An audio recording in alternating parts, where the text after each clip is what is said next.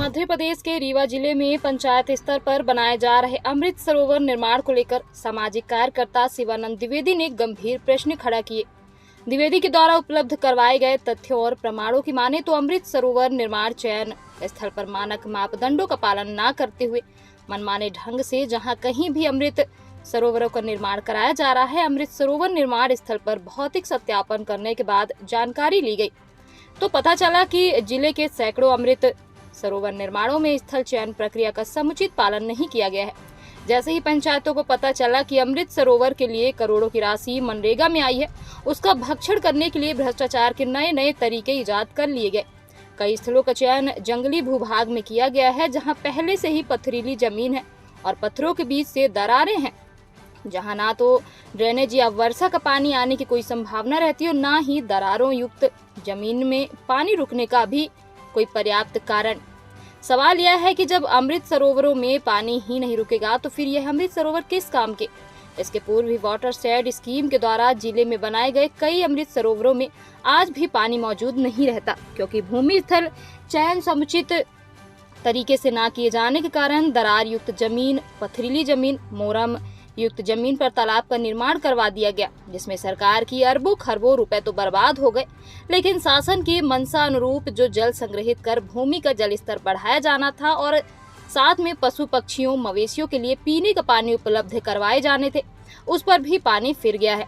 प्रदेश की इन महान और प्रतिभावान इंजीनियरों के बारे में जितनी बात कही जाए वह कम ही होगी, क्योंकि लेआउट किए जाने के पूर्व स्थल चयन काफी सोच समझकर किया जाना होता है और अमृत सरोवर निर्माण के जो मापदंड होते हैं, इसमें ड्रेनेज का पानी, वर्षा का पानी उस स्थल पर पहुंच पाए, साथ में वन और पर्यावरण के नियमों का भी उल्लंघन ना किया जाए और जहां तालाब बनाए जा रहे हैं वहां की भूमि और मिट्टी का भी परीक्षण किया जाए। बिना मिट्टी परीक्षण किए तालाब बनाए जाने की अनुमति शासन द्वारा उल्लेखित नियमों में नहीं है, परंतु जिले और प्रदेश में हर जगह राशि का बंदरवाट किए जाने के उद्देश्य से कहीं भी अमृत सरोवर बना दिए जाते हैं, जहां मात्र शासन के पैसे की बर्बादी हो जाती है। यदि पंचायत एवं ग्रामीण विकास विभाग एवं शासन के मापदंडों को माने तो जिस जमीन पर अमृत सरोवर का निर्माण करवाया जाना है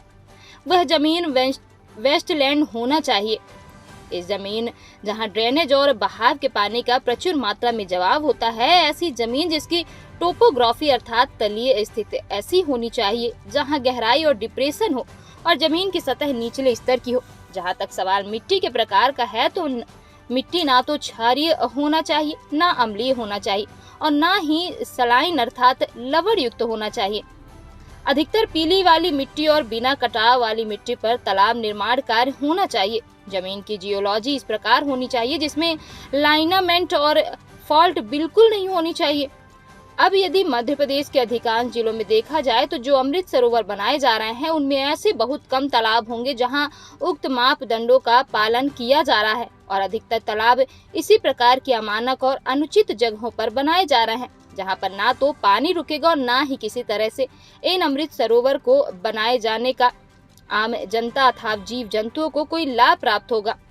अब बड़ा सवाल यह है कि क्या मध्य प्रदेश के कर्णधार और प्रतिभावान इंजीनियर यह जवाब दे पाएंगे कि उनके द्वारा जिस प्रकार की भूमि का चयन किया गया है क्या वह लेबोरेटरी में मिट्टी परीक्षण करते हुए शासन के मानक अनुसार किया गया है। जाहिर है कई परियोजनाओं की तरह अमृत सरोवर भी मात्र जनता के टैक्स के पैसे और शासन की राशि हड़पने मात्र साधन बनाए जा रहे हैं। रीवा जिले में अमृत सरोवर का जो निर्माण कराया जा रहा है ये केंद्र सरकार की योजना है, मध्य प्रदेश सरकार और केंद्र सरकार की योजना। जो वाटर रिसोर्स डिपार्टमेंट, जल संसाधन विभाग और पंचायत एवं ग्रामीण विकास विभाग के माध्यम से ये योजनाएं संचालित हो रही हैं। इसमें वन विभाग और अन्य विभाग भी सम्मिलित हैं। इसमें तकनीकी दृष्टि से कई कमियां हैं और जो ये अमृत सरोवर बनाए जा रहे हैं इनका जो भूमि का चयन किया जा रहा है वह उचित नहीं है, क्योंकि स्पष्ट तौर पर जो अमृत सरोवर बनाए जाने की जो गाइडलाइन है उसमें ये बताया गया है कि जो ज़मीन है वो मतलब डिप्रेशन में होना चाहिए, उसकी जो टोपोग्राफी है, जियोग्राफी इसकी डीप होना चाहिए, टोपोग्राफी डिप्रेशन में होना चाहिए और तलीय क्षेत्र होना चाहिए। इस तरह से इसकी जो भूमि का प्रकार है, भूमि का जो प्रकार है वो अल्कलाइन नहीं होना चाहिए, एसिडिक नहीं होना चाहिए, सलाइन नहीं होना चाहिए, मतलब अम्लीय, क्षारीय और लवणीय इस तरह से ज़मीन नहीं होनी चाहिए। ज़मीन ऐसी होनी चाहिए जहाँ चारों तरफ से पानी बह करके आए और वहाँ पर पानी इकट्ठा भी हो, क्योंकि ये देखा जा रहा है कि पहले भी जो अमृत सरोवर बनाए गए हैं, अमृत सरोवर के जो तालाब जो वाटर शेड योजना के अंतर्गत बनाए गए हैं, प्रधानमंत्री कृषि सिंचाई योजना के अंतर्गत बनाए गए हैं, इन सभी में पानी रुक नहीं पा रहा है।